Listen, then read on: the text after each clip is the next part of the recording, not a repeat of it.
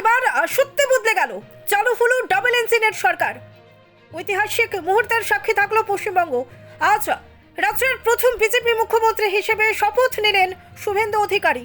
শপথ গ্রহণ অনুষ্ঠানে উপস্থিত ছিলেন ভারতের প্রধানমন্ত্রী নরেন্দ্র মোদী।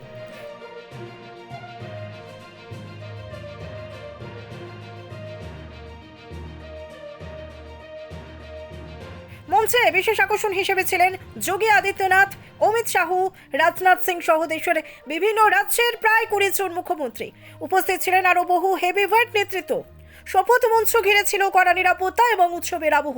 ব্যুরো রিপোর্ট, বাংলার বার্তা।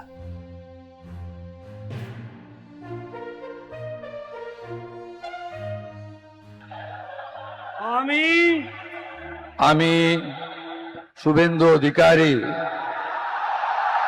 ঈশ্বরের নামে শপথ করিতেছি যে বিধি দ্বারা স্থাপিত ভারতের সংবিধানের প্রতি আমি অকৃত্রিম নিষ্ঠা ও আনুগত্য পোষণ করিব।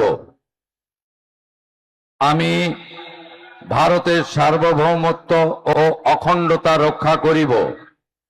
পশ্চিমবঙ্গ রাজ্যের মুখ্যমন্ত্রী রূপে আমার কর্তব্যসমূহ নিষ্ঠাপূর্বক এবং বিবেকসম্মতভাবে নির্বাহ করিব এবং ভয় বা পক্ষপাত, প্রীতি বা বিদ্বেষ রহিত হইয়া সকল শ্রেণীর জনগণের প্রতি সংবিধান ও বিধি অনুসারে ন্যায় আচরণ করিব।